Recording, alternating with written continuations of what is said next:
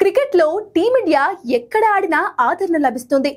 మరి ముఖ్యంగా Asia cup లాంటి టోర్నమెంట్ లో అయితే ఇది కాస్త ఎక్కువగానే ఉంటుంది.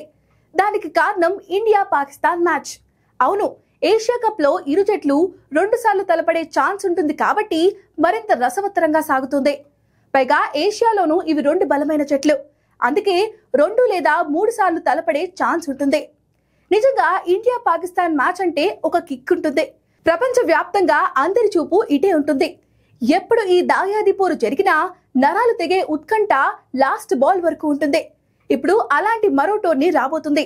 అవును, ఏషియా కప్ 2025 ని సెప్టెంబర్ లో నిర్వహించేలా ప్లాన్ చేస్తున్నారు. దీనిపై ఇప్పటికే సోనీ టీవీ ఒక పోస్టర్ కూడా రిలీజ్ చేసింది. ఇక జూలై మొదటి వారంలో స్కెడ్యూల్ ను రిలీజ్ చేసే అవకాశం ఉంది. ఇదిలా ఉండగా పెహల్గాం ఉగ్రదాడి తర్వాత ఇక ఈ జట్లు తలపడే ఛాన్స్లు మూసుకుపోయినట్లే అని అందరూ భావించారు. ఎందుకంటే బీసీసీఐ కూడా ఐసీసీకి ఒక లేఖ రాసింది. ఎట్టి పరిస్థితుల్లో ఈ 2 జట్లను ఒకే గ్రూప్ లో పెట్టవద్దని.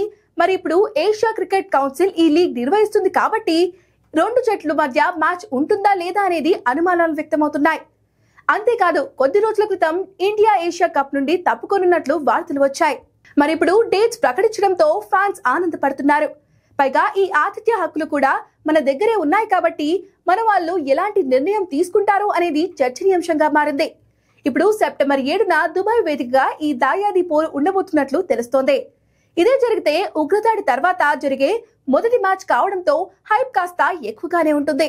ఇక ఛాంపియన్స్ ట్రోఫీ 2025 ముందు వరకు ఈ దాయాది పోరు తటస్థ వేదికలో జరిగేలా ప్లాన్ చేశారు. అందుకే మన మ్యాచ్లన్నీ దుబాయ్ లో జరిగాయి. మరి ఇప్పుడు పహల్గాం ఉగ్రదాడి తర్వాత ఈ ఆశలు సన్నగిల్లాయి. కానీ ఇప్పుడు వస్తున్న సమాచారం ప్రకారం సెప్టెంబర్ 7వ తేదీకి లాక్ చేసినట్లు తెలుస్తోంది. మరి దీని గురించి ఏషియా క్రికెట్ కౌన్సిల్ ఏం చెప్తుందో చూడాలి. ఇదిలా ఉండగా ఏషియా కప్ నిర్వహిస్తే మళ్ళీ ఈ మ్యాచ్ 3వ వేదికలో ఆడాల్సి ఉంటుంది. ఇక ఈ టోర్నీ T20 ఫార్మాట్ లో జరగనున్నట్లు తెలుస్తోంది. ఎందుకంటే next year T20 world cup ఉంది కాబట్టి. అయితే ఆ వరల్డ్ కప్ నిర్వహించే హక్కులు కూడా మన దగ్గరే ఉన్నాయి. మరి దీనిపై మన వాళ్ళు ఎటువంటి స్టెప్ తీసుకుంటారో చూడాలి.